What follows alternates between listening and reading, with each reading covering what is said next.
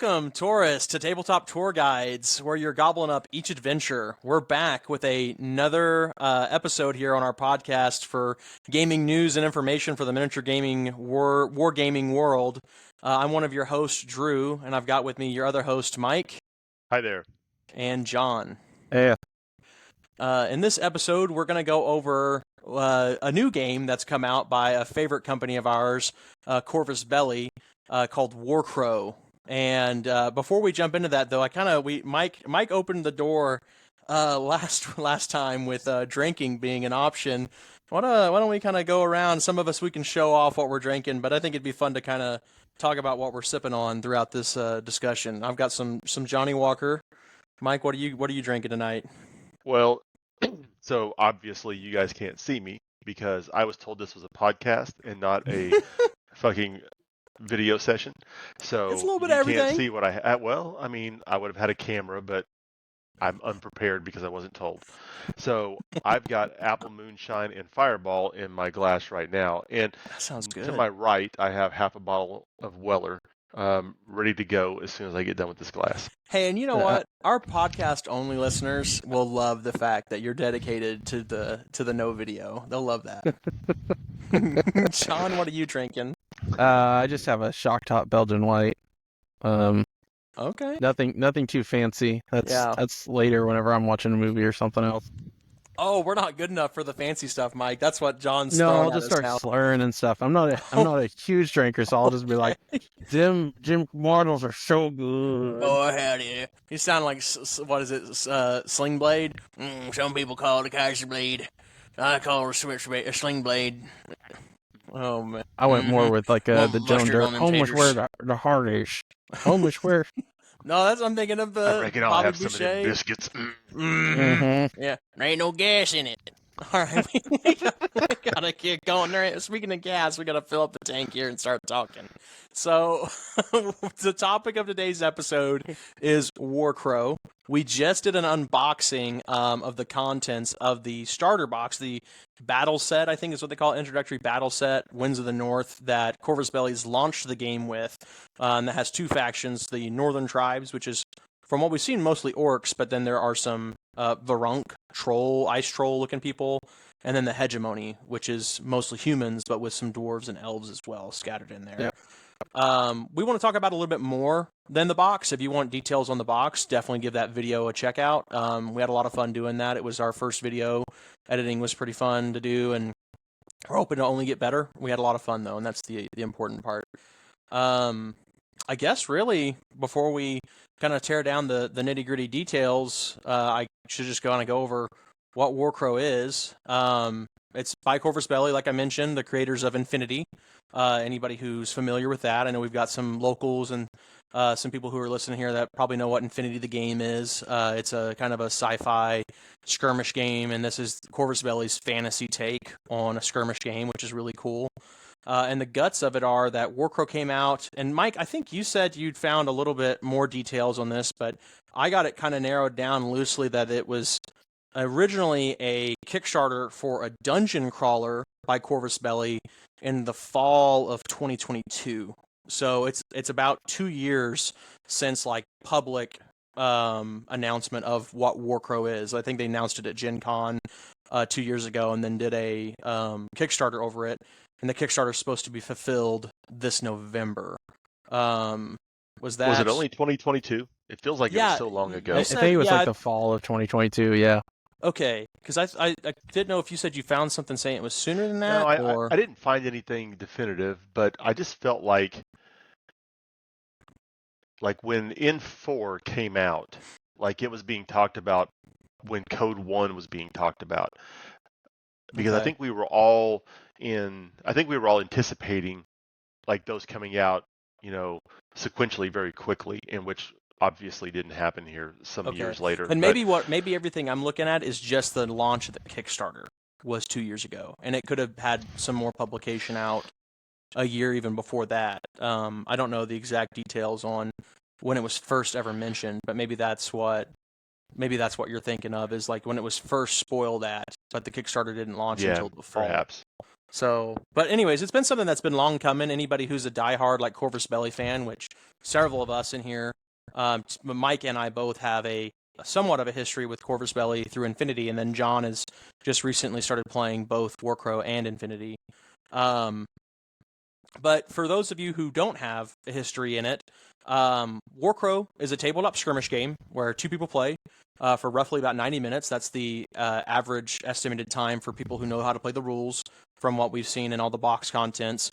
We haven't seen anything official out by this, but they're going to have roughly 15 to 20 models per player.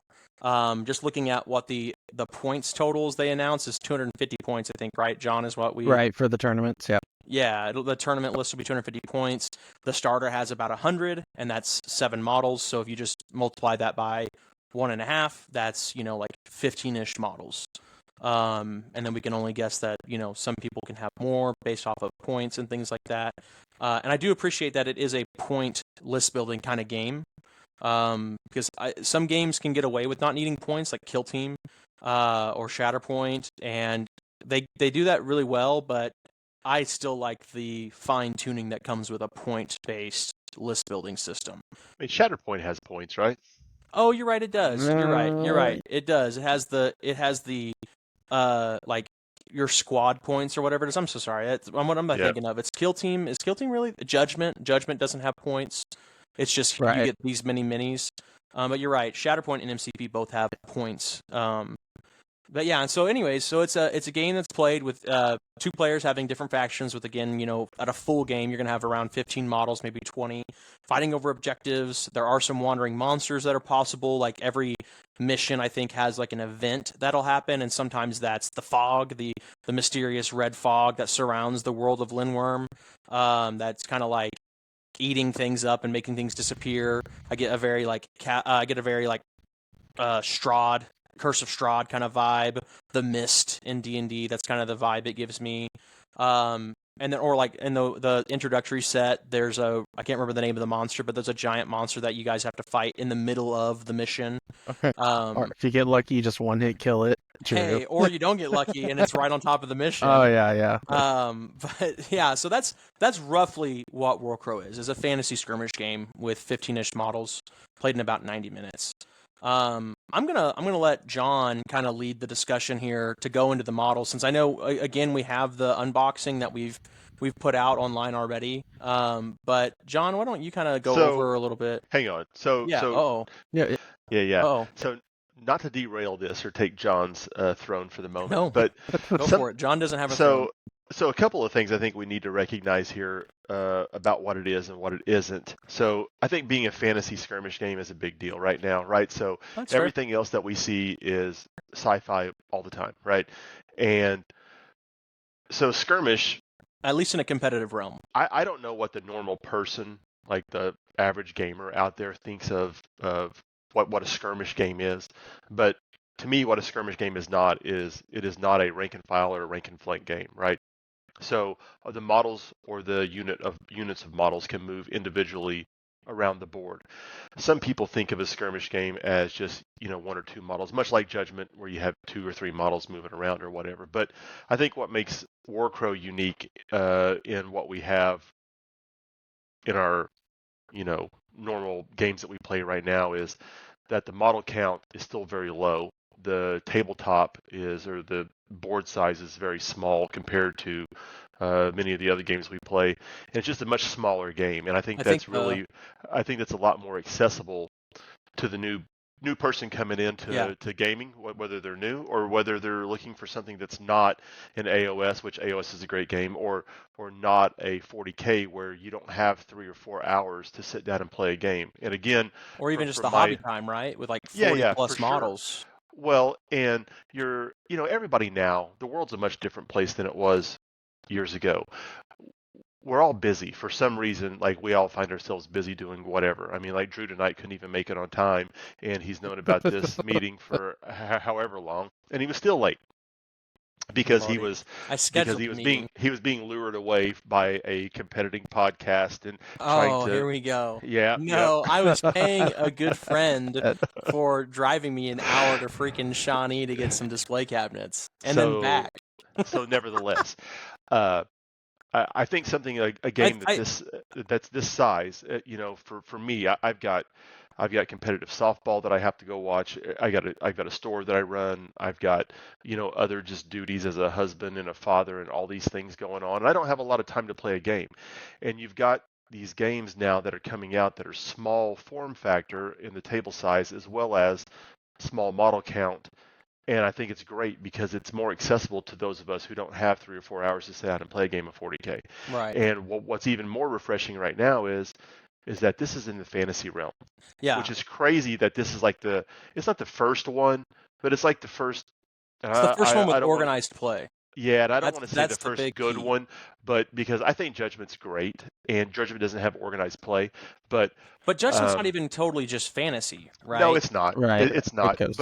But since the majority of us, of course, my age, came from either rank and flank style gaming or D&D or something, having fantasy stuff is It's really important. great for us, and so much of that is missed right now because it's all fantasy or I mean, I'm sorry, it's all sci-fi or whatever. Right. And now with the fantasy coming in, I It's think it's just really great. it's really weird how so the two things you called out there were the fact that it's fantasy and it's going to have organized play, because the thing that's really weird to me is that a lot of companies put out a fantasy small scale skirmish game, and because it's not the first one, but it's the first one I've seen that I feel like is trying to successfully make an organized play arena that encourages people to go out and play in events or show up to a store or so many of these other games. I don't know why, but fantasy games just immediately become beer and pretzel,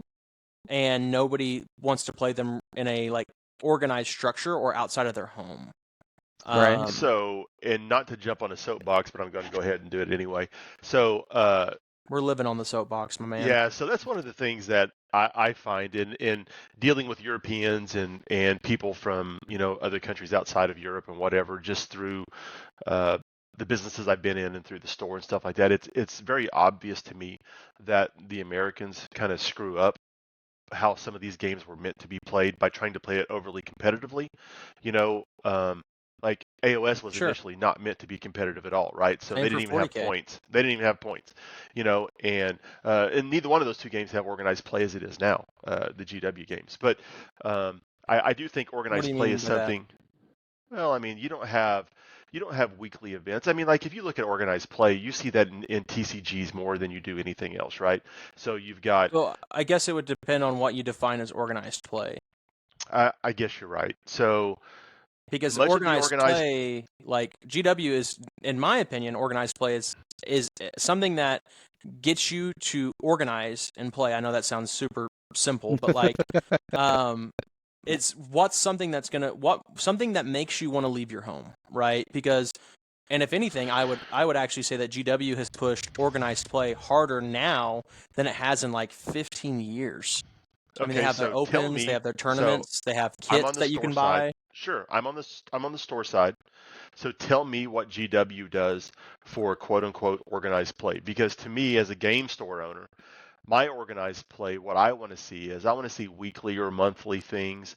I want to see something more than just a fucking tournament, right? So because people show up for tournaments, sure, and they'll always show up for tournaments, but that's a once a month or once a quarter or whatever thing for a game store. That's not an every week thing. So every week we have people come into the store on Tuesday nights to play Age of Sigmar, Monday nights to play um, Legion. uh, Legion.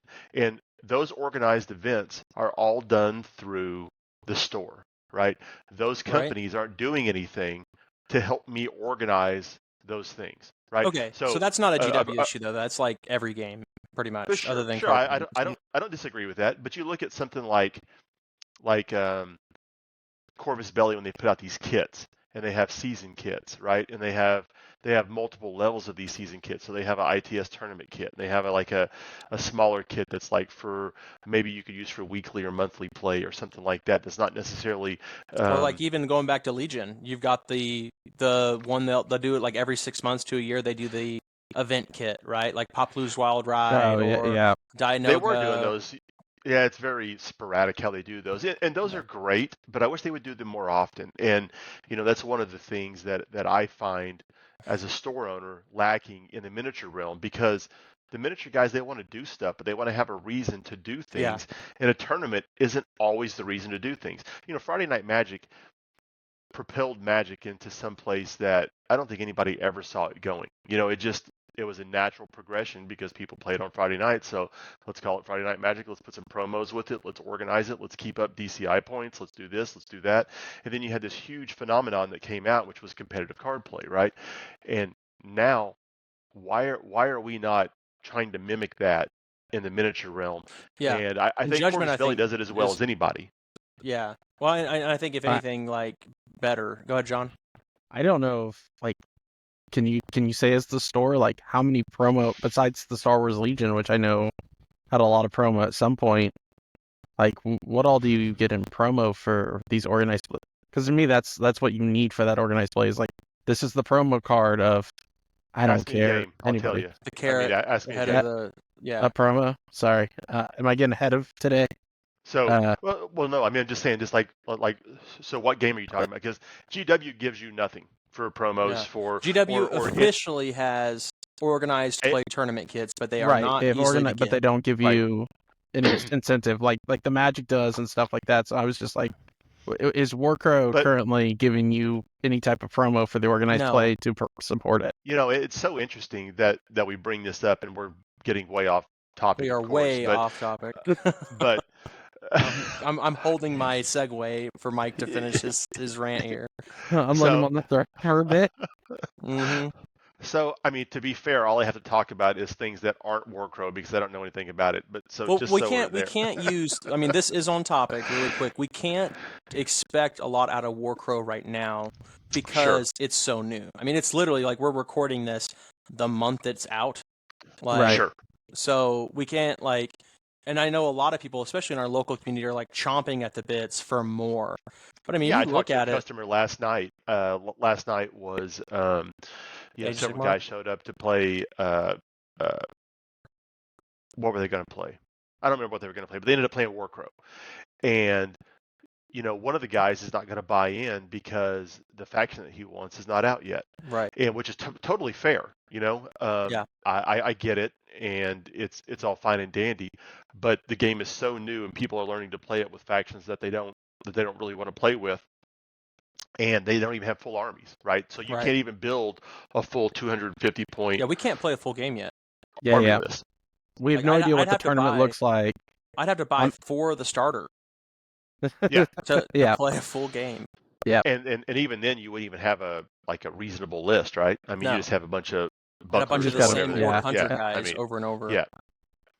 Yeah, So- that's true. Like it's Well- definitely we have to wait and see there. So And to kind of to bring it back around a little bit here, high praise for Corvus Belli for sure. They have the closest thing I think we've seen to like consistent organized play available, and that makes me excited to see what they do for WarCrow.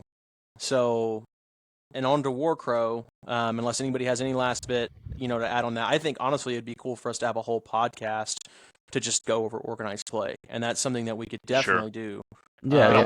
all we're gonna do is bash every company that's out there, but that's fine. Well, I mean, no, I'm down with I that. think that's the opportunity to educate people on Sure. showing them who's actually trying.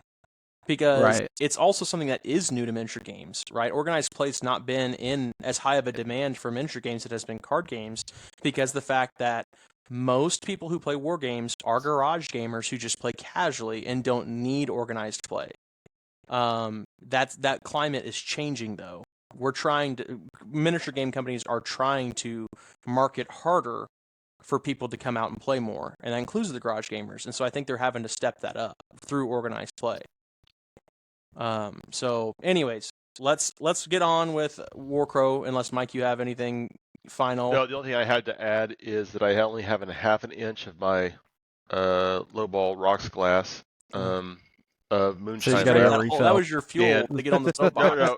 No. I've got the bottle of Weller right next to me, so I'm going to hit that in just a second. But I'm just I've letting made you know it that through whole my. rant took up three quarters Oh, of my. What he's saying is he hasn't even started on the rant yet. Okay, so give him a second. the patience I showed in that was a whole shot of Johnny Walker, so I need to fill up myself. So, Oh my goodness. All right, all right. John, So get while into you these two are models. going into this, so I didn't get to see the orc models as much, but I did work on the hegemony ones. I didn't have too much problems with them. I will say, for me, the mold lines did require me a little bit more cleanup on some of them than others, and the fittings were just here and there, hit or miss.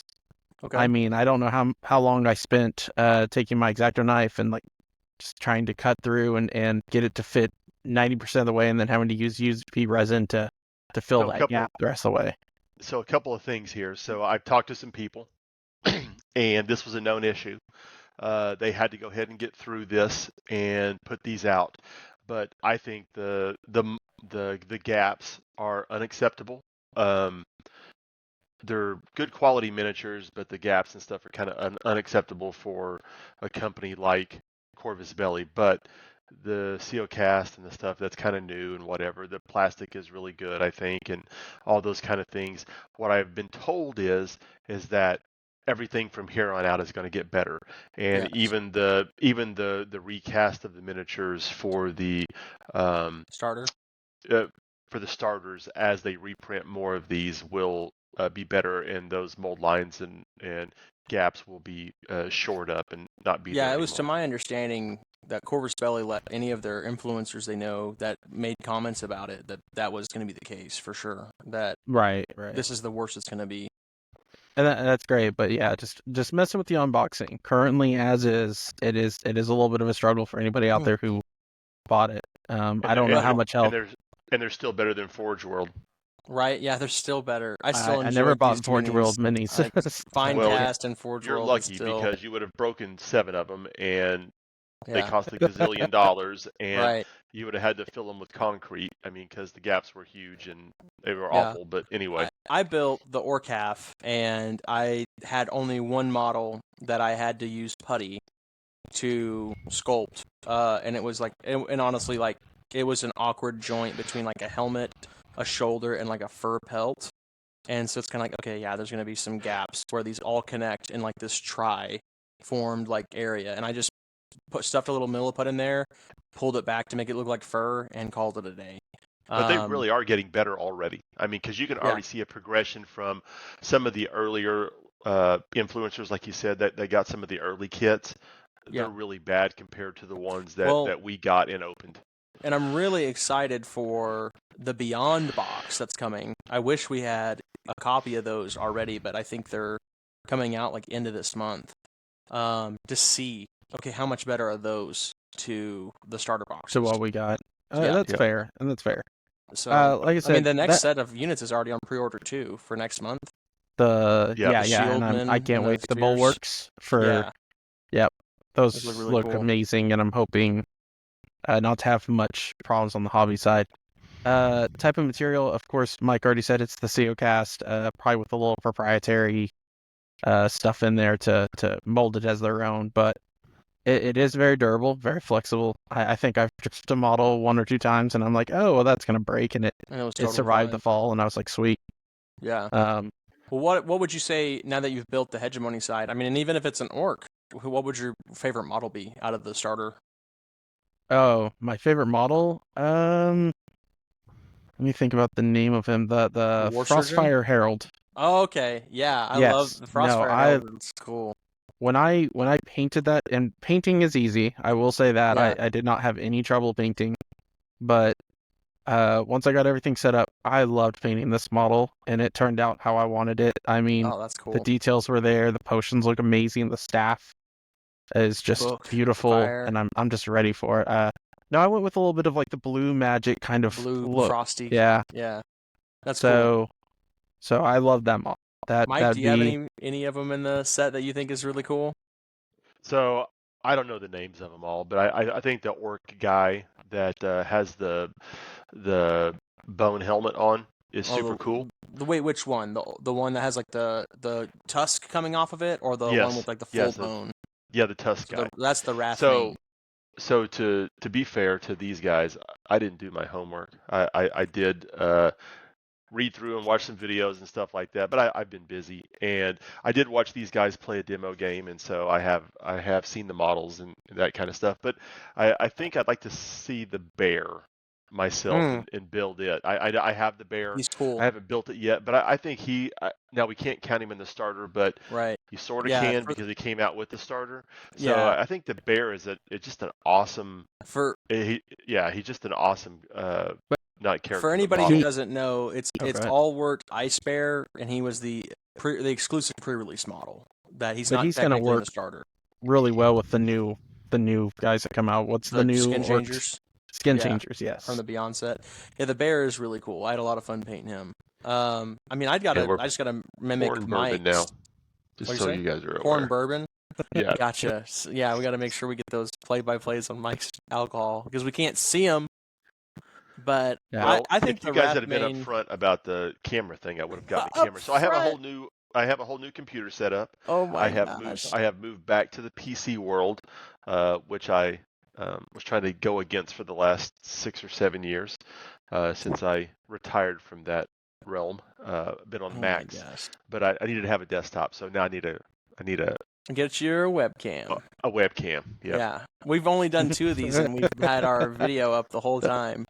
But yeah, let's just Okay, but Anyways, hopefully you no, guys no. are fucking streamers. Mike, so you We stream had painting. like 6 and minutes John of the over here- 26 minutes on WarCrow. The rest of it has been organized play and webcams.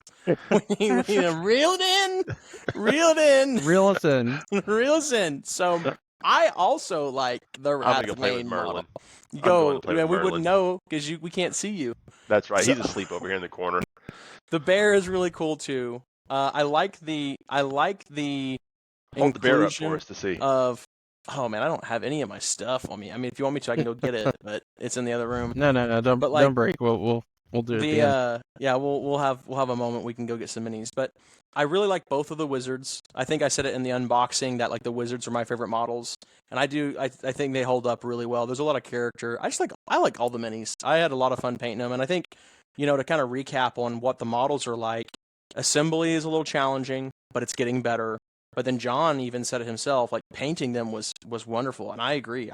I really enjoyed painting these models, which it's weird because Corvus Belli is notorious for having great minis, but Infinity models are challenging to paint because they're so detailed and they're so good sculpts. You're almost afraid to like mess them up, and like painting them, they require you to like actually kind of care. I mean, sure, if you can slap chop them and speed paint them, and I know a lot of people listening are going to be like, yeah, I just slap chopped mine, and they're totally fine, and you can, but like as somebody who paints all the time, I have to put an extra level of care into painting Infinity minis. I here's a didn't have question. to do that with WarCrow, and they still came out So- wonderful. Do you think that's because they're fantasy and not sci-fi? No, I think Okay. Corvus Belli could have easily have done the same level of sculpting on fantasy as well. Because you have a lot more. I'm just saying you have a lot more skin. You have a lot more hair. Well, even You've then, got like fur and leathers and stuff. it's Where the in dimensions. sci-fi you might have like all sorts of different cyborgy shit, and the armor's different and guns and whatever. The models and are whatever. a lot bigger than Infinity models. I think is another part of it.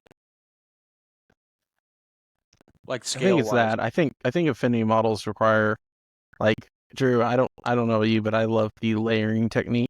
Yeah. Whenever I do a lot of things, and for some reason, just Infinity models just don't want to take it as easily Oh. whenever you paint them. I was talking to somebody about this the other day, actually. So, like, Infinity models, they want to be glazed. They want incredibly smooth blends. They want glazing to, like, super high contrast peak points and layering with thick globs of paint, doing multiple layers of, trying to stagger colors. It doesn't bode well to that paint style. Is that because of a lack of texture? You What do think? you mean? So again, like you don't have fur, you don't have like as much skin, you have more armor, flat plates, those kind of things.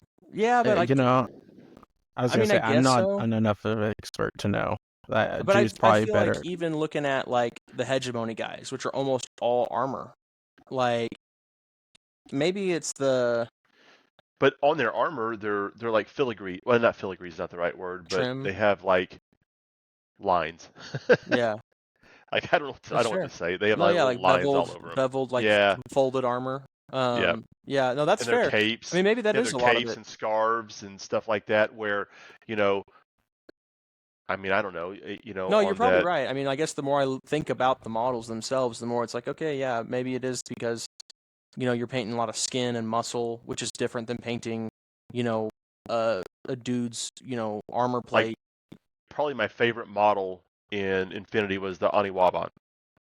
Uh, but I mean, just a black ninja dude, right? Kind of. Sure, he's got I some mean, like, so it's hard to make something that's that simple really stand out and really cool looking. I yeah, mean, for me, and because I'm certainly an amateur painter. I mean, now like Sergio, he can go in there and make it look like whatever, but that's not me. And right. and these guys, like you said, slap chop and those kind of things, I think lend themselves well to what I've seen people do on the interweb so far. Right. Yeah, and I guess you're probably right on that. Like and I think maybe them being bigger helps too. Like it's a little bit of I mean, bigger models are easier to paint for sure. What are you Well, gonna and say, you can John? contrast that with like Star Wars Legion versus Shatterpoint. I mean, those larger models, you can really do a lot more with those than you can like a regular size Luke Skywalker versus a Shatterpoint one. larger Obi-Wan or something. Yeah. Well, I have nothing on that anymore because I Well, don't know. I we haven't. could talk hobby all night. Yeah, that's true. Let's get back to that I WarCrow think we're stuff. we're really getting into the meat of it now, though. We're talking about how we've got this kind of broken down to um, some gameplay stuff, and then also like what to expect next. And I think the meat of this is going to come down to like you know how does the game play, and then what kind of units does the game bode well with, like what units does it like, and it's 15-ish models again, 90 minutes roughly, alternating activations. It's an alternating activation game. But it does have that like classic always your turn style of play that Corvus Belli kind of made their own with the automatic reaction order, ARO, in Infinity. But it's not done the same way. It's done by you're not reacting to somebody, but if you're attacked, you have a defense dice pool versus an attack dice pool, and you can win defensive rolls and maneuver around and do damage and things like that. So you're not just sitting there. And then the fact that it's alternating, you're not just sitting there taking it. Like, you're not playing 40K where for an hour your opponent's pushing models across the board and then you're doing nothing. So it does use proprietary dice and measuring tools. Like I said, it has a Which I think is simultaneous. great. Yep, that's fine. I'm doing the we can tear into the to it in a second. Hey But man, you're keeping me quiet. no, I'm trying my best to.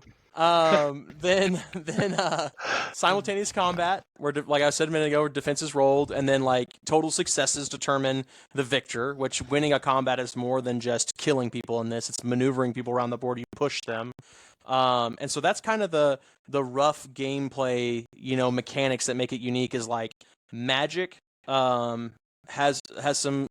John, you want to talk about magic? You want to talk about Yeah. No, tinge? magic is my favorite thing in this game. I have to say, anytime you have a wizard cast anything, you can choose for them to alter the spells, what they call it, or modify or whatever, but and get these tinges on them that makes it either harder to cast spells or starts causing stress around people around you. And I think that's cool because, like, the Frostfire Herald, for example, I can increase his range, or I can make him have certain abilities by adding these tinge rolls that may hurt him in the future of spellcasting, but just gives him something else to do whenever I want to cast those spells. And I Right. think that is an awesome mechanic. Yeah, like, because I mean, like, flat out, like, it's just a willpower roll. You have a willpower stat for your wizard, and you just got to get one success with their willpower dice. And then, like, that sounds easy and really boring. But, like, what John just talked about is, you can be like, well, my spell that only goes 10 strides can, double and go to 20 strides. But now it adds a dice that could potentially make you fail the spell.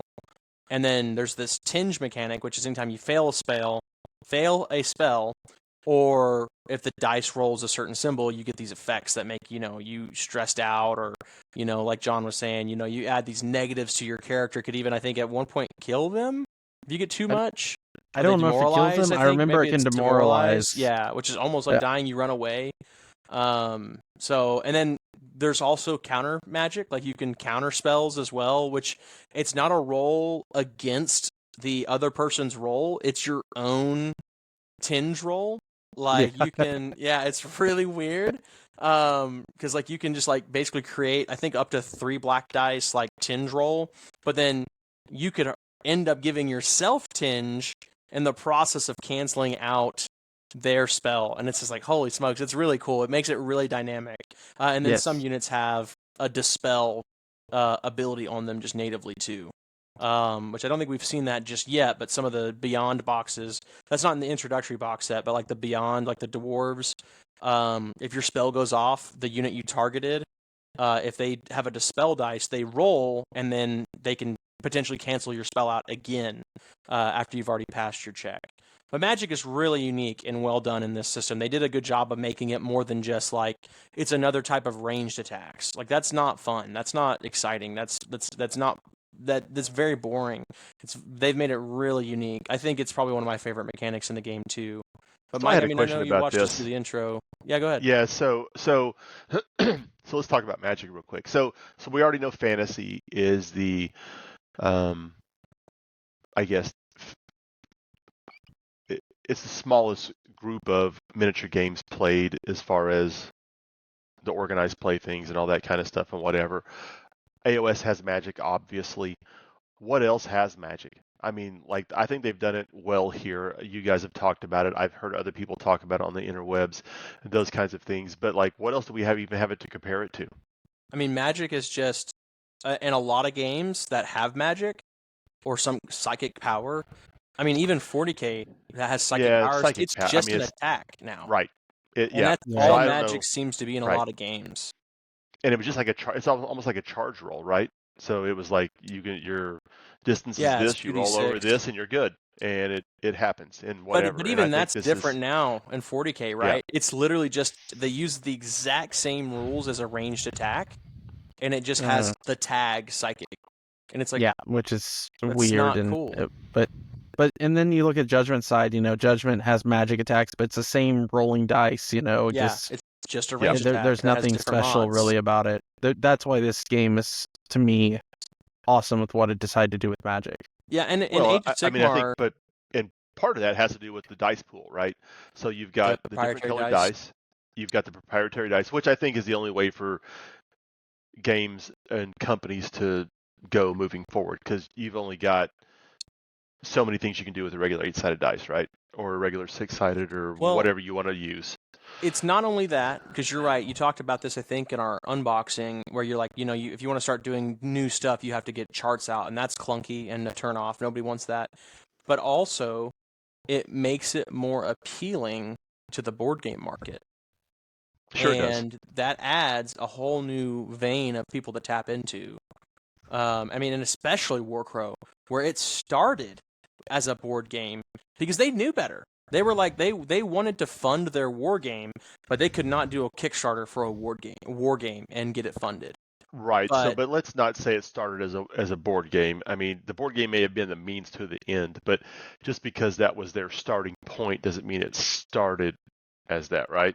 I think those sentence right there says it started as I a... don't Is think the so. WarCrow adventure not just going to continue though? Is that not? Yeah. So and I I mean, always and, took it and as for clarification, WarCrow Adventure, like John's saying, is the miniature dungeon crawler board game, and it will be its own entity. And then there's Correct. WarCrow, the war game. which makes they it very feed hard off to each Google other. sometimes. It I will tell does. you that. Yeah, but I think that's great because just like you said, I mean, whatever you can appeal to a broader audience or a different audience than you currently have, you're going to pull more people into the hobby, and that's really Right. what we want to do, right? Certainly from a store perspective, that's what I want to do is bring more Yeah. people in, but from a player perspective too, because how many times have you guys been to an event, quote unquote event, and you've had 3 people show up? And if you had a larger pool of people to pull from, you've got an event that's got 15 people potentially, or Sure. 10 or Even whatever. just double And that, so, right? yeah, Like I mean, 6. right. Yeah. So, I mean, it's all great. I get just getting I more mean, and people out there to. if you look at Judgment, it's the same way, right? It's got a very big board game appeal. I know plenty of people who have looked at it and gone, I would just play this with my family at home because it's just a cool, fun, World of Warcraft-esque aesthetic board game, right? Like, and it's like they love that. They want it for that. And so, like you're saying, if you can tap into more and more people, the bigger everything gets. I don't think it's wrong to say that it started as a board game because, I mean, it did, right? They knew what they needed to do to get the money. And, like, so by being able to fund the art and the sculpting and the marketing for the war game through a board game, I think that's just super smart. And now it's as easy as like, and they're going to sell copies of the board game and fund it through the war game and vice versa, right? Like several of us have talked about wanting to buy WarCrow Adventures just because like, well, it looks like a really fun board game and everything I buy in that box set, like even the dice and the tokens and everything transfer over to WarCrow the war game. Yeah, sure. And you want the monsters, right? So Right, you you want want the the monsters and the you get a whole encounters army. and that kind of stuff. Yeah. Signs of So Yaldabaoth is going to this just is be where that. I don't know. Does the adventure game, the model sizes correlate to what the war Yeah, game is? They are 100% Okay. playable models. Okay. That's yeah. Yeah, they will like that is a Scions of Yaldabaoth starter box. Say that again. Yaldabaoth. I don't know. That's spelled Yaldabaoth, but Yaldabaoth, Yaldabaoth? Yaldabaoth. Where's I the think it's A and Yaldabaoth. where's the second Yeah. A or the third A at? Yaldabaoth. I think you're I think saying that's that right. like a guy from Nakoma Park. I'm just saying. It All could be right. bad. Well, I'm also And the I only could one be who wrong. knows about the models being the right same scale. Apparently, somebody can't watch a 10-minute YouTube Well, video. that's not true because I knew it too, and I Did just you? didn't say anything yet You didn't have because your you were homework. talking. All Well, right. I didn't do all my homework What? for sure, but What? what? So, I didn't do any anyways, homework on we've the talked about adventure magic. game. Well, I did my homework on all of it because what you'll notice is that Hoopu, the lady who does all their like, she's the Carlos for WarCrow, the spokesperson. She reveals a ton of information in all of the WarCrow Adventure videos. That's where Wasn't I've she gotten the a lot game of. designer? I don't know exactly. I think she was the game designer, or one Well, I know of them. she's the Or yeah, spokesperson for it too. yeah. So, she's in all the videos about it. So, anyways, Interesting. so Anyway, sorry, mechanic-wise, yeah. alternating mechanics, proprietary dice, really cool magic system. Another big thing to call out, I think, is the way that control works. It uses kind of like a 40K objective control system. They call it conquest value. Each unit has a conquest value, and as long as any member of your unit is in range of an objective, you get that conquest value applied to control the objective. Whoever has the most conquest value gets it. If it's a tie, it's whoever had it first. And then combat, winning combat, there's a stress mechanic in the game. Oh, good God. Turn that off. We're going to get shut down for not having there we go. for not having the Ignore correct whatever legal is going on in the rights. background there. Yeah, I know, right? Mike's over here playing dumb clips.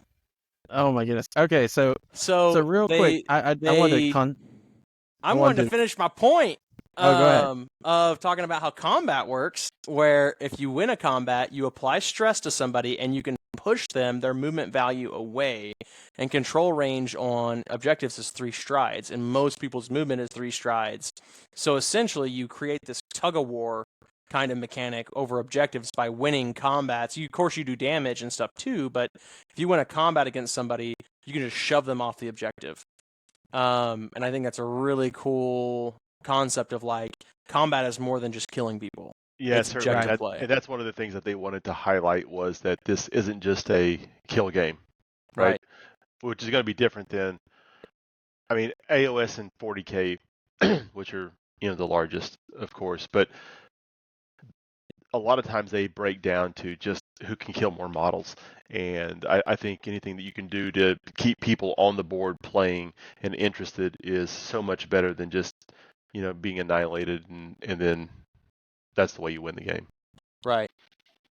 I was going to say the really interesting, going back to that conquest value in this game, is that the heroes can be added to the groups to increase a conquest value. Or for have the it group. just set. Yes. Yeah. And I think that's a really interesting thing about, like, you don't see that in, I don't think 40K, does 40K when you add a, Some does do. it use, some do. It's usually by model, but this yeah, one 40K just, is different because, yeah, it is mini by mini, has an OC. So, like, if you have Mm. 20 Space Marines and they're all Objective Control 1, it's 20 Objective Control, right? Where this is the inverse, right? It's one guy's in range, you get this flat, all or as long as, R1. yeah. Yeah, As long as you have get this so many flat units value. still alive, because when your units start dying or your Yeah. models in that unit, it And usually starts coming that's a down. good call out too. Is they have a half strength kind of stat and a full strength stat for your units. So like if you're at 2 or less guys, you might lose a conquest value or less attack dice. So it shows the battle damage that's taken by the unit by losing half of its models. And I guess really the only other like big thing to talk about mechanics wise is the stress and like morale stat. So like every unit has a morale stat. When you activate a unit the first time around, it's or turn, it's free. But if you have multiple activations, or sorry, it is round. The first time around, it's free. But if each the missions set how many activations happen basically each round, in each how many turns are in each round. If you try to activate them again, they take a stress, and if you are stressed beyond your morale value, you can be demoralized and run away. And you can't ever take more stress than your value. Like you can't willingly take stress to like exceed your value, I believe. And so like when you're pushing people off, when you lose a combat, you take a stress. So you're pushing somebody off of an objective for winning a combat. You're also making it to where that unit potentially can't be activated again for winning a combat. And so it really is more about controlling your opponent's activations and objectives than it is about killing stuff. Yeah, like if the orcs attack my Black Legion people, they have a morale of 1. So if you win the combat and I have not activated them yet, the only thing, according to the rulebook, if I read it right, is they can take a rest action. So I'm basically losing them unless I rest with them first, and then in a future turn use another activation to go and move with them, which is terrible in those short type of games. Right, yeah, when you're limited on how many activations you get around, you don't want to waste an activation on resting somebody. Right. So, I mean, I don't know. I guess, I mean, and Mike, I know you just saw us do an introductory game, but like, and I think John, yours is probably going to be Magic, but what is your favorite mechanic that we've seen? So, I haven't played anything yet, and there's not been many games for me to watch because there've only been a few played at the store. But reading through the rules and watching stuff on the internet and stuff, I think one of the coolest things that I think is the individual models, whether they're going to be like a leader model or a medic or maybe a wizard or whatever, they can be attached to or put into a group and become that group's leader and stuff. Kind of different than like in some of the other games we've always seen. They're just like their own lone. Like this wizard's just a wizard, right? He's just out there by himself, just doing his thing. And now he can be attached to this group of, dudes, whether it be maybe wizard's not the right thing, but the medic can be attached to whoever, or the wizard can be attached to whoever and become their unit leader or their whatever. I think that's kind of cool. And I think that's a thing that games are starting to like turn towards more and more. Like 40K started introducing that too, with leaders or support pieces being able to be added to a unit. I like that mechanic a lot too, where you can. And I think Mike, on that, do you remember they can like join a unit later even too? Like it doesn't have to start the game with the unit. So I don't really know about that because I was trying to read through the introductory book here, and I don't really know. I was trying to read through the scenario and stuff like that, and I didn't get into depth on any of the specific rules, and I was trying to watch stuff online, and they didn't. No one's really covered that in depth yet, as far as I saw. Yeah, but it does give I'll have that to read. unit some cool character to it. Like literally, like you add a character to a unit, it makes them feel some special, right? They're not just I'll be interested to see how that looks once we get to full games. Like, and it's also seeming to be different based on faction. Like hegemony, to me, seems to have less guys going into units than it is guys standing behind units supporting them, while the frontline guys just go get in the thick of it with maybe a support unit here or there. Orcs, it feels like you want a hero in every unit to just really push them over the edge. John, I don't know, you played the hegemony side. I feel like that seems to be the case. Yeah, no, the heroes so far look like they are better on their own than supporting, except the medic, of course. Yeah. And the medic looks great in just one group, but he has some great abilities by himself too. But the playstyle is definitely kind of like my heroes are gonna go do whatever I want, while my main infantry or line troops go and try to hold the objectives for me. Right. So what would your favorite mechanic be, John? It's that magic. Magic? I can't beat that. Like I know there's the no left behind about bringing people up with you. I was just about to mention that one. I know, like, there's the monsters and stuff like just coming out of nowhere and stuff. But really the way that they've approached magic is so unique in a war game that I think it finally makes it feel like, hey, this is something really cool to do. Like I can change. It's not how just another ranged attack. Yeah, it's not just another spell where I'm like, oh, I just want to see if this goes off. It's like, no, you can have backlash, and it's like, finally, I messed up my incantation because the orcs are right here in front of me. Right. Okay, so that brings up the question that I have. So you guys have both played Judgment and WarCrow now. So is this random monster thing? I mean, it's a new thing to us for the most part, but is this the thing where people are all going to? Like, why has this been introduced lately? I think it's a fantasy thing, because if you look at it, it has its roots in Mordheim, and then Frostgrave, and then Freeblades, then Judgment, and now WarCrow. I've never seen it in a sci-fi game, unless that sci-fi game is a partner of one of those other games. So like, Frostgrave, if I think it has a sci-fi version, but like Ghost of Archipelago, which is more like 15th century, gunpowder.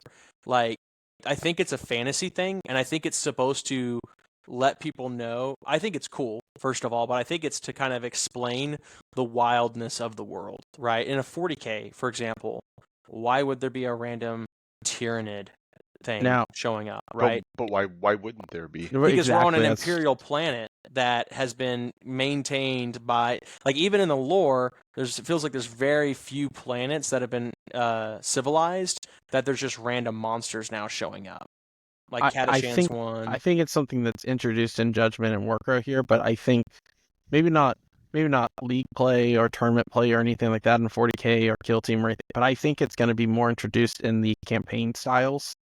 I think that they're going to start coming out with scenarios being like, hey, you're fighting on this planet, Warhammer 40K, and you take your faction and you take your opponent's faction, but we're also going to throw in this random faction that might show up. And it would be hard to do because you'd have to have a model to represent that. But right, I think it's going to expand. It seems like it's something that's a new game thing.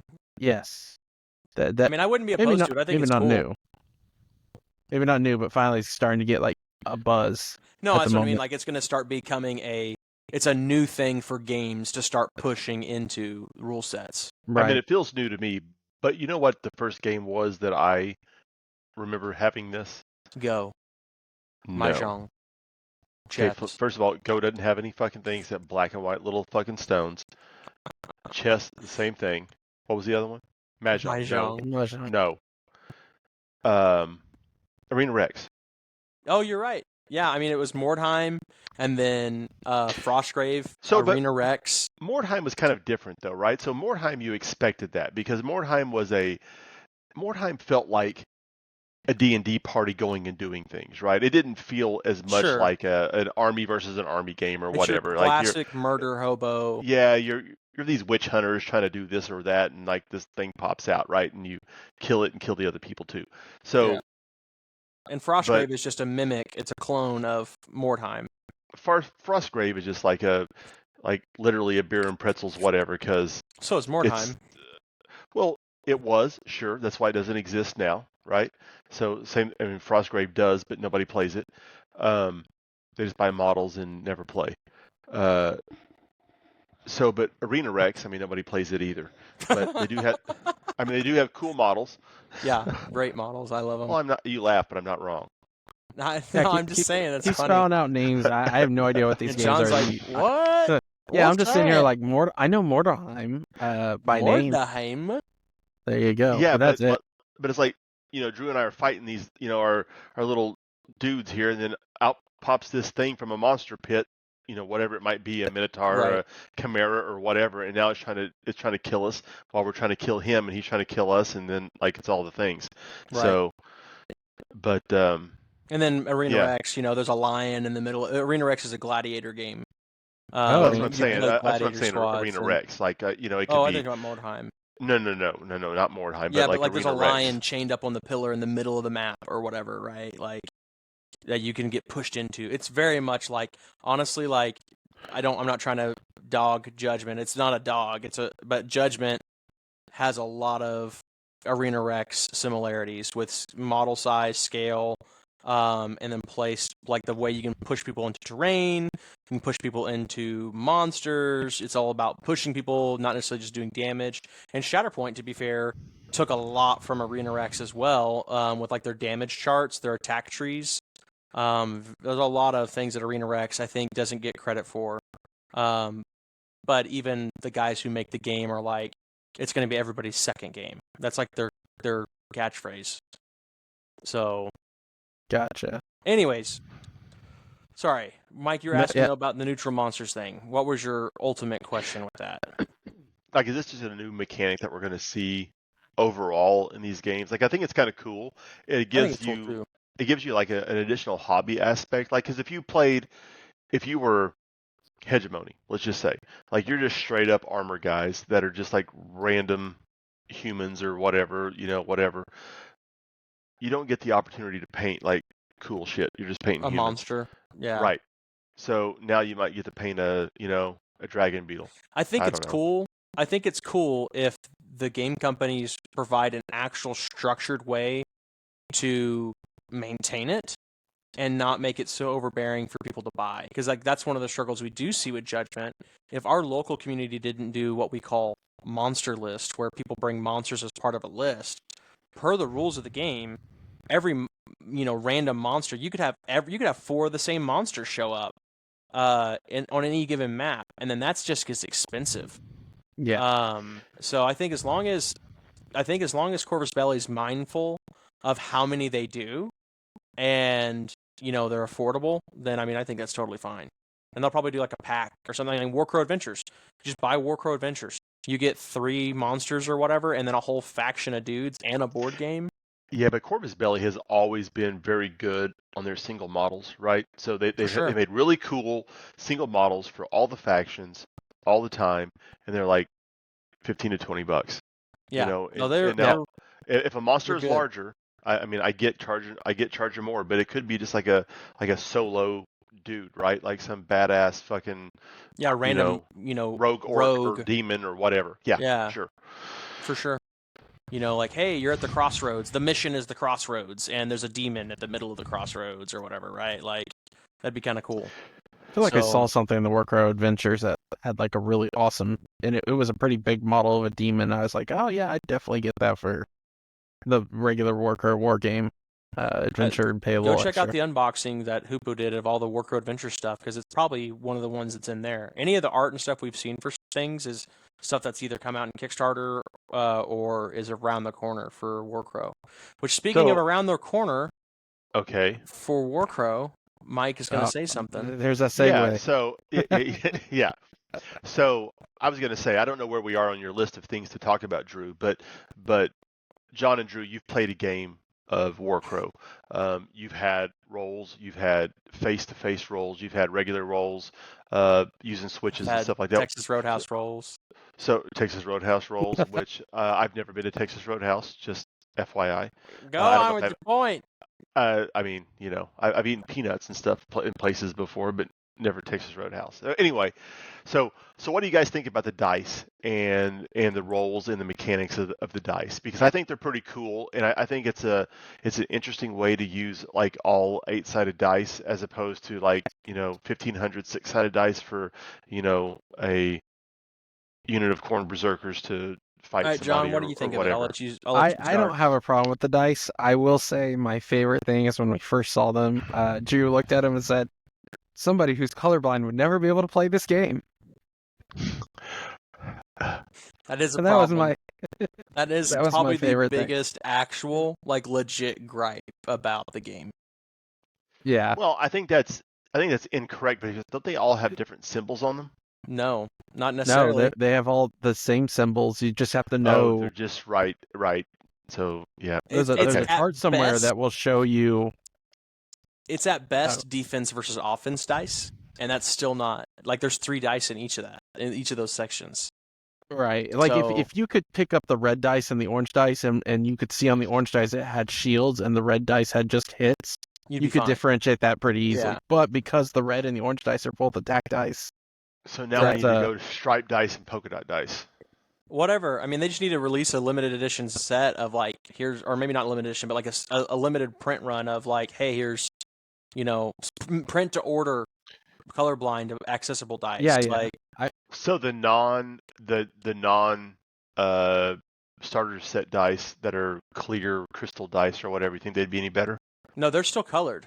They're just Well, I know they're colored, just- but they're going to be different opaquenesses to a colorblind person, right?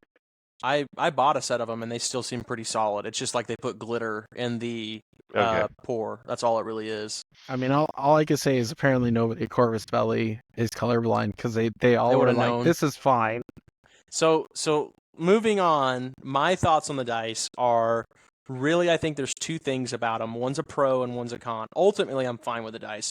I've been playing Star Wars Legion for a long time. Proprietary dice is the way of the future, as we've already talked about a little bit.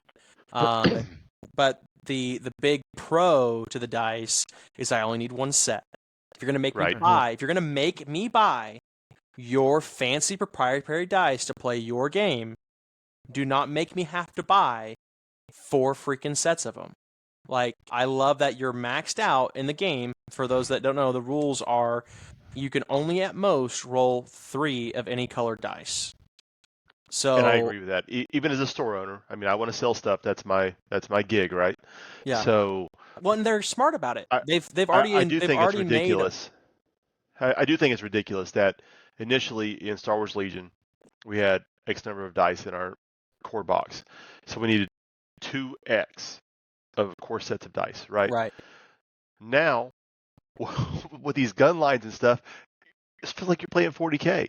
Right. Like, I thought we It's were trying to dumb. get away from 40K, and now we're going to 40K. So we're throwing Yep. like a whole bag worth of attack dice. Well, and at they're one time. repackaging to make more money now too. Yeah. I don't know if you've seen Yeah. that, and it's stupid. Yeah, I did see It's that. absolutely ridiculous. I think And the then- money. I think the money works out the same though, right? I mean, I think if you, I thought it depending was on what you a buy, few dollars off.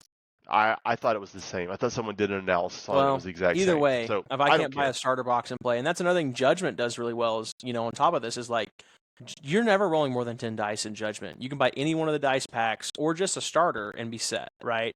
I mean, there might be some really niche occasions where you can roll more than 10 dice, but I've not seen it happen.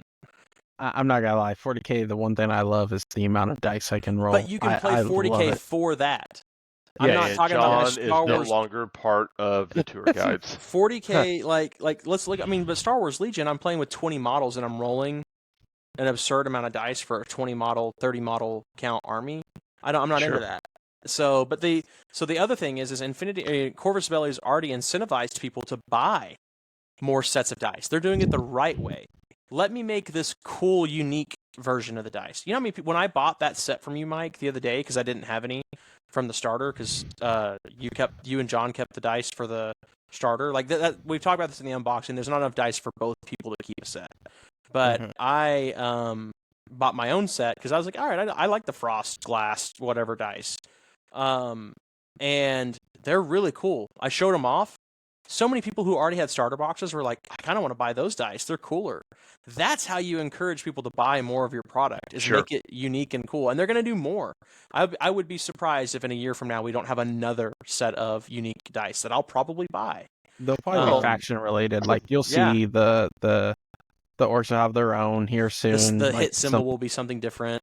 Yeah, that's so after this podcast blows up and all the colorblind people start bitching about the dice now, like we're gonna the get Baron attacked. of Dice is going to go, hey, you know what? I think I found an additional niche to my original niche, and I'm going to make colorblind friendly dice. He should 100% listen to this and start working on that already, because he's already licensed from Corvus Belli to do Infinity stuff. Yep. There's your outlet then. He can do print to order. Corvus Belli may not be able to, but Corvus Belli can license him to make the dice.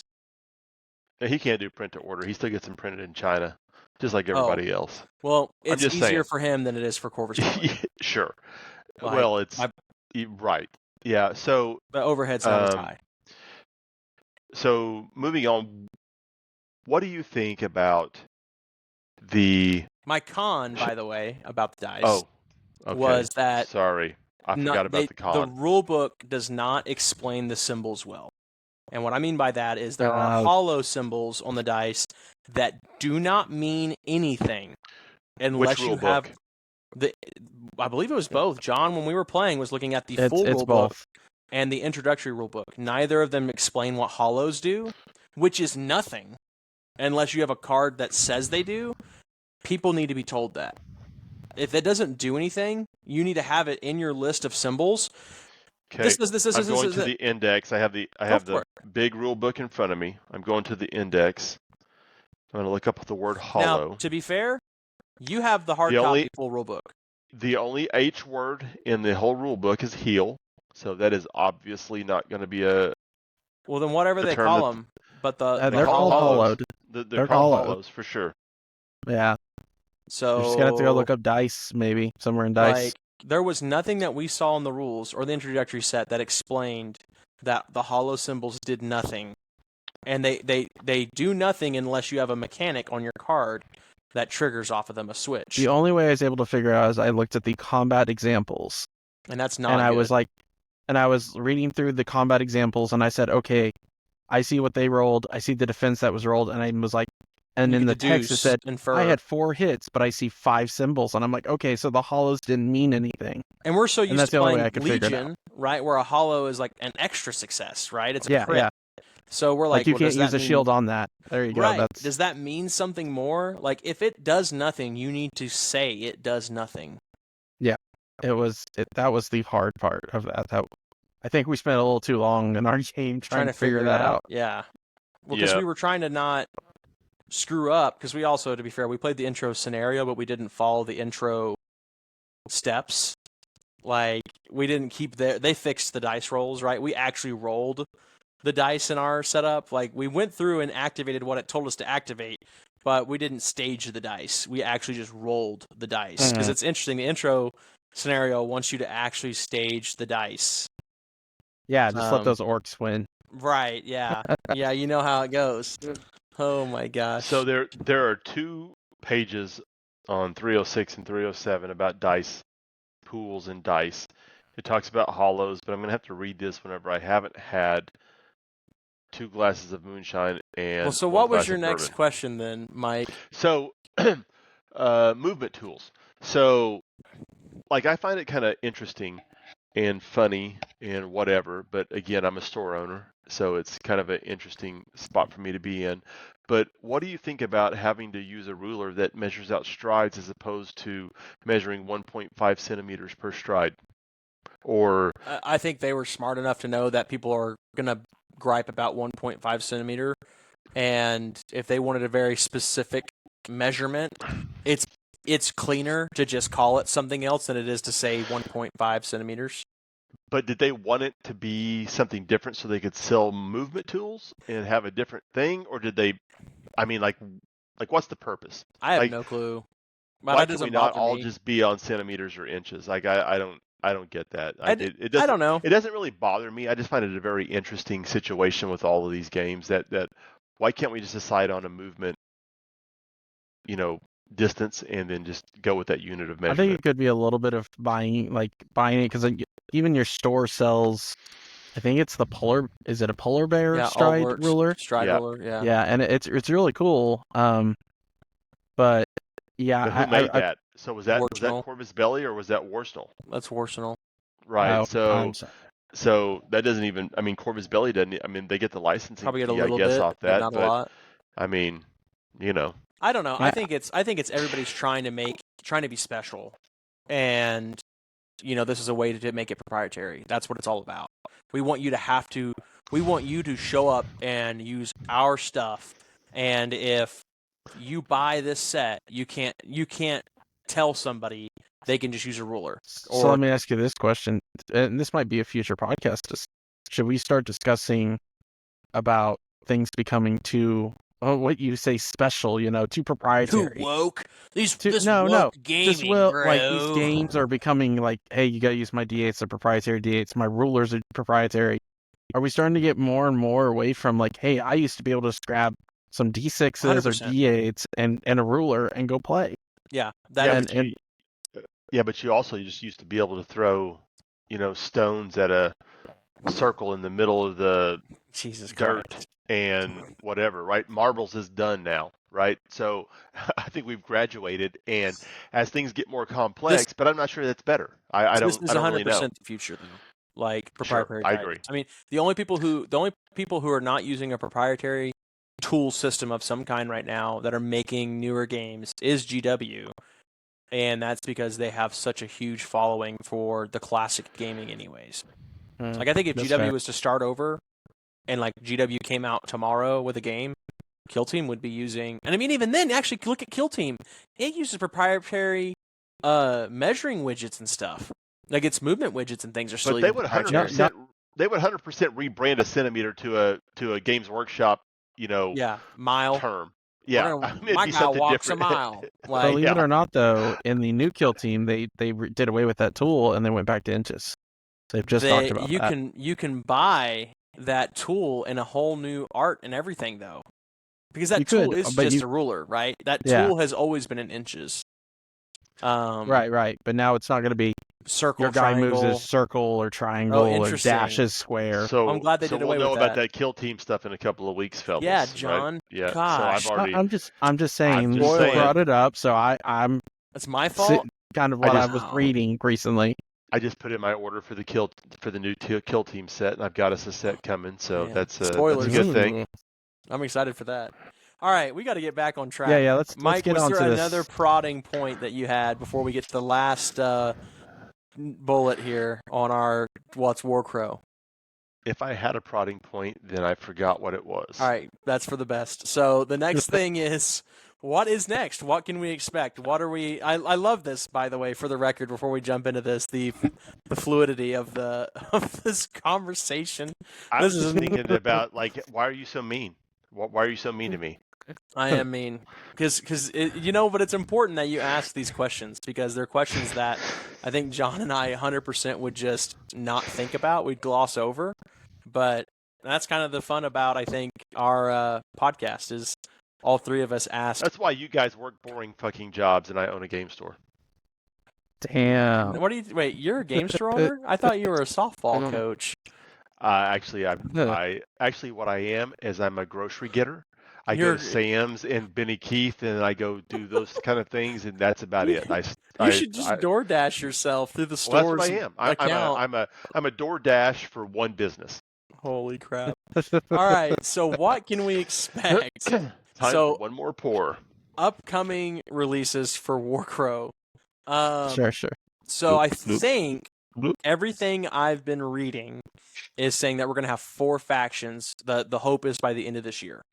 That will be Hegemony, Northern Tribes, Scions of Yaldabaoth, and Redcaps, Nuada and his Redcaps. And that'll be 3 of those 4 will have full points list, like you can flexible armies, like especially Northern Tribes and Hegemony. They'll have a ton of stuff by the end of this year. Like the roadmap shows that we're going to be getting a release for those 2 factions every month until like Adepticon. And then Scions of Yaldabaoth will be coming out with WarCrow Adventures, which is the hope, I believe, is they're wanting Kickstarter fulfilled and retailed out with Infinity in 5 in November. So by the end of the year, at least 3 factions, but Red Caps is inside WarCrow Adventures, so you'll have some Red Cap stuff to play with. So I'm pretty interested in Scions myself. I think they're the coolest, but yeah, the chaosy looking faction. Yeah. It's really cool to see Corvus Bellies. I always like seeing a different take on chaos, right? Because I we agree. get so consumed with GW's viewpoint on them, and that dictates a lot. But I'm glad to see a different look at it, right? And they've got that cool kind of like biomutation look, the flesh golems and the zombies and stuff, and they look pretty cool. And just real quick, for those that are listening that don't know the factions, we have 7 that have been announced, and we've seen a starter box picture, or what we can assume is going to be the starter box, which is Northern Tribes, which we have, and Hegemony of Embersig, which we have. Then there's the Feudum, Siennan, Mount Haven, which are dwarves, and Siennan is wood elves. Feudum is humans, like classic knights. Signs of Yaldabaoth, which is the Chaosy faction. And then Nuada and his red caps, which is one dark elf looking guy with a bunch of goblins and ogres and stuff. So that's kind of what the factions are. We've seen spoilers for each of those with what I'm assuming is going to be a starter set. And right around the corner, we have the Beyond Winds of the North box that's coming out this month. The Bulwarks, and then I can't remember the Varunk Spearmen's names, and then WarCrow Adventures in November. So we've got like two new units really 3 new units for Hegemony and Northern Tribes going to be out by the end of October, because it'll be the character and the skin changers, and then the spears, and then the character, the dwarves, and then the spears for both factions. And then I guess Yaldabaoth will all come out at once with WarCrow Adventures. But anything else you guys have seen coming around the corner as far as like releases go? I think that's all we've gotten spoiled so far. I think that's it. I've tried to research, I've tried to see leaks or whatever. Shame on me, but haven't really seen much more than what that roadmap has. Yeah, the roadmap, which we're not gonna. You guys definitely go check it out on your own. Hoopu did a really good video, a post Gen Con video. I would suggest watching that if you want a better grip of like they name out the releases for Hegemony and Northern Tribes. They give a really good grip of like, hey, this is where we're planning to be by the end of the year. And I believe there's another faction that's wanting to come out. I'm gonna assume that we're trying to have the whole game out by next Gen Con, and we'll get probably an Adepticon release, Gen Con release, because those are the 2 biggest U.S. events for miniature gaming. And then there will probably be a European event in the summer that'll pop out a release. Mike, have you seen the images for all the factions, or just the ones that we've talked about in passing? What do you mean? Like the starter box images for like Sienna, Feudum. Yeah, have I've you seen it? those. Yeah. Do you have a favorite or 2 that you think you're the most excited for out of those? Yeah, for sure. The Scions, the demon guys. I mean, for sure. So that you're locked in on that, huh? Red Well, Caps for ain't sure. doing it for you. Dude, You that's seem what- like a Yeah. Red Cap So guy. no, I mean, so I'm always going to be like the evil side of stuff, and so I'm going to be like demon type things or evil whatever. Demon Knack. Right. Deal with or it. or orcs, for sure. Or orcs. All right, fair. Yeah. So it just so happened that orc came in this starter set. Well, that's always a thing. Humans versus orcs and whatever it Sure. was is whatever. So, but I probably would have. I have the orcs here. I'll build those and do whatever with those, and then I'll have the science as well. That'll be a But good one. I think the feudum look kind of cool. Okay, Yeah. so the Feudum are the ones I'm John, looking forward that's to. your vote. I mean, I'm not Feudum? going to play them because they're humans. Like, if I want to play a human, I'll just live real life, right? Oh my So, God. Yeah, John, you're boring. I mean, that's what he's trying kind to of tell boring. It's just kind of playing World of Warcraft. Why the fuck you want to play a human if you play a human every day? Like, I want to play an orc or you. God something damn, else. Mike, But you need anyway. to stop drinking in these. Okay. So here's the John, thing: the tell lore us. behind Feudum is pretty good, and I can picture in my head, this paladin type of faction with these priestesses and priests and everything. Priestesses. Yeah, because I mean they have the two gods that they worship, the two moon gods, I believe, the Celes and I want to say Lasna. Man, you're Celes. talking Greek to me. I'm trying Anyways, to get my hands on a rule book still. So in my idea, like what their mechanics could be, what their models could be, is something like amazing. And we haven't seen it yet, so I'm looking forward to them. And Well, they get the really cool Griffin guy. Yeah, so That's pretty they cool. get that, and they get what's the hero's name? Look her up real quick. From the WarCrow Adventures. Yeah, Ludivine Corbin as their hero, her hero person. That's a restaurant in downtown Oklahoma City, right? I don't know. All right, so feudums. So do you have snakes in those boxes back there, Drew? No. No, he's got 100 rats back there. Fucking 100. You're raising rats. Yes, I eat them for snacks. Plastic rats. Yum yum yum. I used to raise rats. My favorite faction. Because I look at this from a boring demo. Humans. No, it's not humans. Feudums is a cool one. I was leaning Feudums for a long time. But I look at this from a demo standpoint and what would create a cool looking demo dynamic. And also because Corvus Belli does a really good job of supporting people who organize play the game. That's another thing Corvus Belli does is they still have a kind of like an old school press ganger system, but for their games. And I think if companies want organized play, they're going to have to bring systems like that back because you can't. Not a lot of stores are like Mike, where he'll take care of the people who run events for him. Companies need to be keeping that in mind. But they require you to have two factions. And while WarCrow does not yet have that program, it will be tied into, from what I've been told, their existing war correspondent program they have for Infinity. It'll all be under that same umbrella. They'll require me to have two factions to demo, to be part of the program for that game. And I'm looking at Mount Haven, the dwarves, because there's two reasons. From a thematic standpoint, Orcs and Dwarves is a cool story to tell. Northern mountain looking, orcs fighting northern mountain looking dwarves. In my case, I'll have desert looking both, and I have a really cool set of terrain that's like a kind of a western cowboy themed dwarven mine set that'll look really cool to demo on. But then also there's some of the first dwarf models I think I've ever seen that I actually really appreciate since the Warhammer Fantasy Battle days. I feel like people try way too hard on dwarf sculpts these days to make them look really unique and fancy. It's like sometimes I just want a dude with a big axe and a shield and some freaking battle armor. Why can't I just have Gimlis? What's wrong with that? Just give me a whole bunch army of Gimlis. Yeah, what's wrong with? I don't need them to have balloon backpacks or to be butt naked with their beards between their legs. Balloon backpacks. I mean, that's what they have, dude. It's so stupid. KO.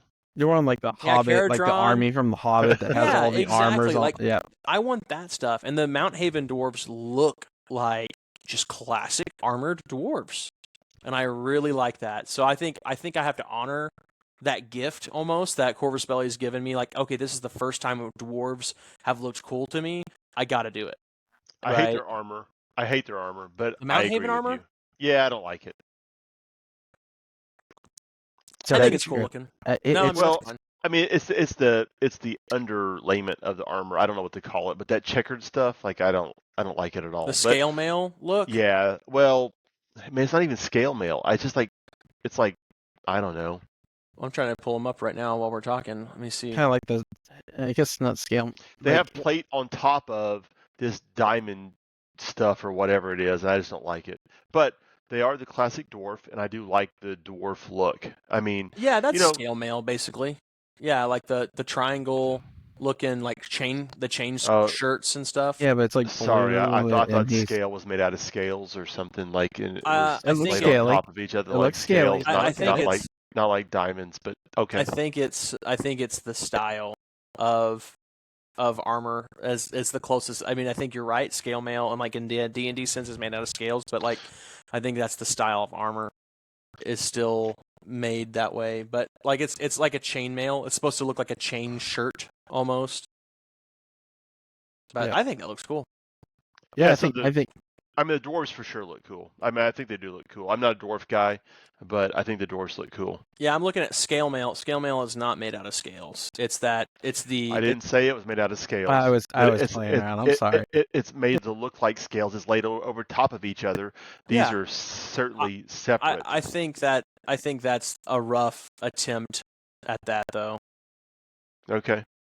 I mean, That's I'm fine. looking at the guy with the leader guy with the banner. His definitely look more shelved on each other. I'm more looking at their hammers. I think the hammers with like that crystal end that I see on, at least on the model I'm looking at, whoever this is, it's Who under are you Heroes. talking about? These guys have axes. Soska is some. Oh, you're looking at the hero from the adventure box. Yeah. I'm sorry, but the axe on her looks awesome.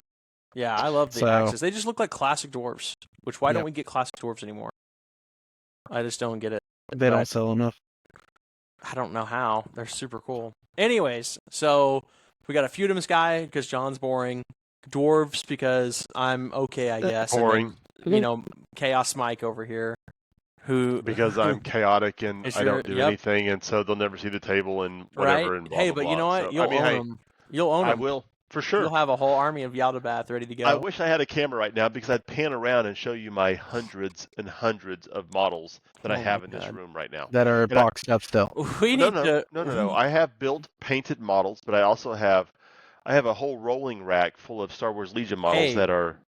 You're even painting his models for him? We got this guy. This guy to play. Never painted me a model. He's never painted me a model. What am I supposed to? I've given him shit. I've done all sorts of stuff for this dude, and he's never fucking painted me a model. Sorry, ever. This Infinity tournament I'm running this weekend, I think I need to cancel now all of a sudden. I don't know what happened.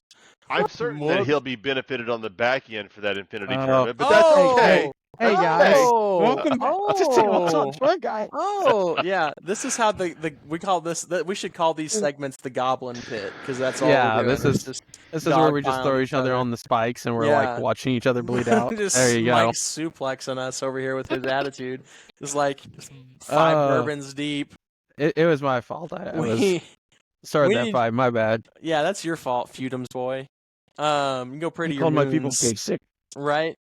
Do we? Well, I mean, before I jump into our goodbye topic, a good way to end things out. Is there any other final thoughts on WarCrow that we kind of have that we'd like to share or ask questions on? I think we covered quite a bit, more than I anticipated, which is awesome. Right. I'm trying to think of like. Honestly, I think it's just going to come down to. I'm trying to think of like the single most thing that you could say like is the best about WarCrow. I will say the movement. Okay, we didn't talk about this, but this could be a really cool mechanic. Is your movements kind of just like Infinity have a double stat on them, and when you get pushed back, you'll go off the first stat. Yeah. So the Bulwark people, if they are a 2-3 movement or 2-4 movement, and they don't get pushed back as much, I think that is something really cool that they could do, and that would be a mechanic I would love to see. Yeah, because so what John's kind of saying is like you have that movement stat, and it's A/B movement. When you're moving normally, you can use either. You can start with either. So like I can start with B. If I'm 2-4, I can move 4. But for the sake of pushing off an objective, it is just A. It is just that first value. So like John's saying, like the bulwarkers or whatever they are, their first value might be shorter, so they're harder to get knocked off of objectives, which is a really cool mechanic to make people harder to, move off. Right. That is really cool. Would that be the last thing I was going to ask you guys is what's the single most thing you love about the game that you've seen so far? Is that yours, John? Are you going to let that be your... The single most thing is of course my favorite thing, which is just that magic roll. The magic. I love Tinge. I love the whole idea of it. I think more games need to, like, while we're simplifying it, they need to reinstate it. I think GW made the wrong turn with Psychic. Yep. It needs to be reinstated and do very more. Boring. I think Judgment could use better stuff for their magic to have fun with it. and transform it to where magic and melee and range all feel different, and that's what you want. Yeah, I agree with that. Mike, what's the single most thing that you think is interesting or you love or is cool or whatever that you've seen so far? So what I think is just the fact that it's a small form factor, small model count, fantasy-based skirmish game. I think that's something that's relatively unique to the environment right now. I think I need it as a business, right? So Yeah, I think we have, I mean, the kill teams, the drop zones, the Halo, the whatever. They're all these sci-fi things. I think it's great to have a non-IP, uh, dependent fantasy game. I think it's great. Like it's just got all the normal shit. The humans, the dwarves, the it's the evil guys, classics. the goblins, the orcs, the things. All this kind of stuff. And I think it just hits a lot of high points for a lot of people. And I think it's a good thing. I'd agree with that. That hits it home pretty well. For me, it's the models. I think between the three of us, like that's probably the lane I'm the most in. And it's definitely it's sure from a TO perspective, it's supported by a company that I trust to actually provide competitive and well supported tournament play.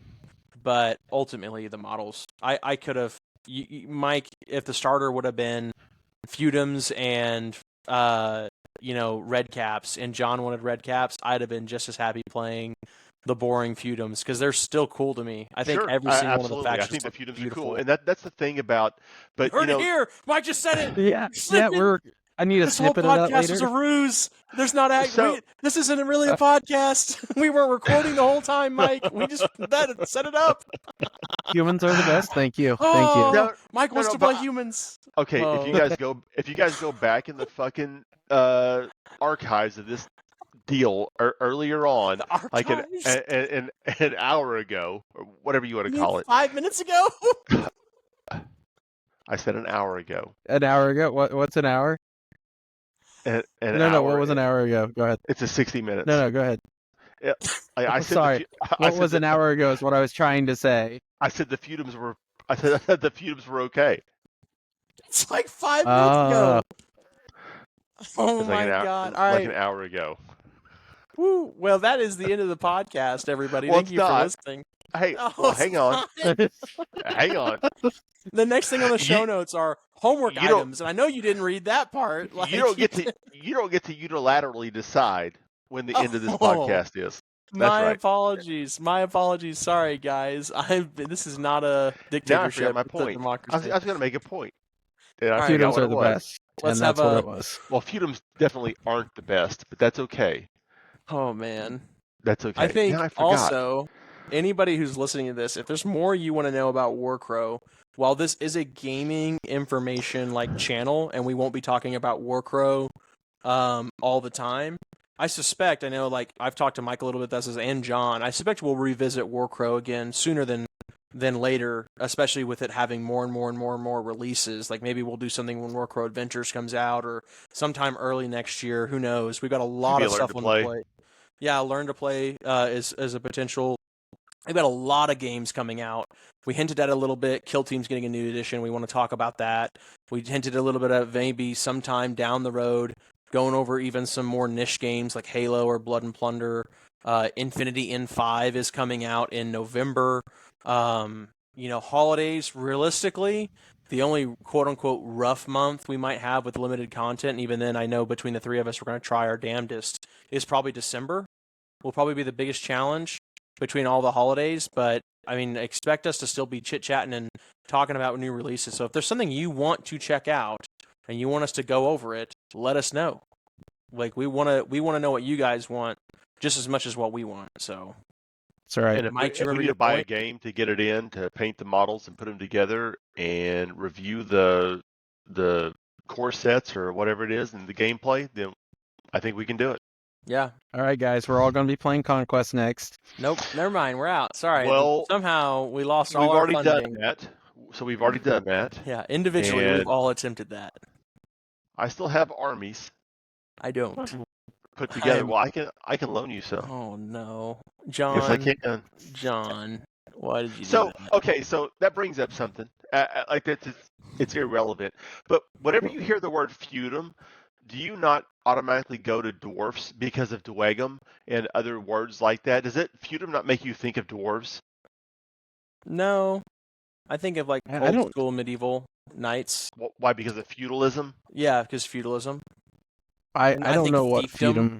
I think of fiefdom more than I think of dwagum. Okay.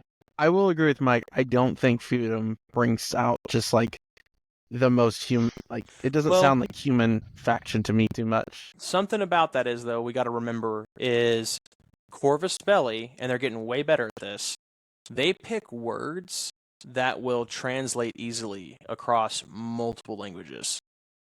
That's fair. That's a Like- smart thing to do. Light moon unit or whatever the other ones are. Yeah, right. Like stuff that's maybe doesn't Like sound as Frank smooth. Zappa named his child. Sure, but like stuff that like we're not as smooth. I haven't listened to that guy since the whole trip home from Adepticon. Holy crap! Oh, I forgot Uh, about that. That's yeah, right. you made me I did listen to subject you to Frank Zappa. Frank bit. Zappa. Yep. But like the thing is, and the Corvus Belli. So like this is one of the only games I think that we play that actually has a non-English speaking primary player base and developer, or at least isn't a shill to the American players. Like Corvus Belli is a Spanish company, and it's very obvious in their. And I don't mean this in an insulting way. I think it's quite charming actually. But like they, want any of their interviews they do, they work really hard to try and help the English speakers. So I think that's why we get some of these names that are a little weird, like feudum, because it's not like it. Why is it not just fiefdom? To me, anytime I think of it, I think of fiefdom, and that is like the most direct words for me. It's like okay, it's a fiefdom, Yeah, but but why? I don't know. It sounds better than feudum. Feudalism is what I think of when I think of feudum, and I know that's not necessarily far from it, but a fiefdom is like a kingdom, right? I mean, that's Well, I mean, I understand, but I'm just saying, like, why? I mean, like, dwagum, I don't know what the hell that word ever meant or where it came from, but it had that, at the end. Yeah. It just seemed dwarfy to me. kingdom, right? It's yeah, it's I a guess. suffix that means something, like the suffix of dumb. Yeah, I would think like kingdom of, I don't know, the moons or something like that, because that's the goddesses that they. I don't know. It's just weird, but it's not bad. I'm not trying to say feudum's not right. Yeah, so the suffix dumb is for a collection of persons. Hmm. So a king's collection of persons, kingdom. I don't know. Feudum. Dwagum is the collection We're of the dwag. overanalyzing, I feel like, a little bit. We are a little bit, but we're at that point of the drinking. I mean, the podcast that Like the drinking. yeah. We should go ahead and start wrapping up. We are a little over time. We're all still pretty new on this for the So record. you know something I'm looking forward to, Oh, like the no. next podcast that we have with I'm looking forward to see where Drew's mustache is at that point. True. Well, you got to get a yeah. webcam next. It's really gaining some It's trying. status there. It's I trying. mean, it is. So I need to just so diet we again. know, on September the 27th, I will start my mustache all over again. Oh, gotcha. Wait, why then? I hope to have a camera then, Why? because we have an event on September the 26th that I have to go, and I'm not allowed to have a You can't have mustache. facial hair. for? Gotcha. I That's was gonna correct. say we need to. Well, then we'll try to record whenever My we facial hair is highly governed by my wife. So, can. Hey, that's not a bad just- thing to be governed by. well, This I is- guess this not. is what happens when you don't have a wife. Is you have this I don't- rat nest I'm not forming. sure you can do much more than that in general, but Truth. We're I'm trying.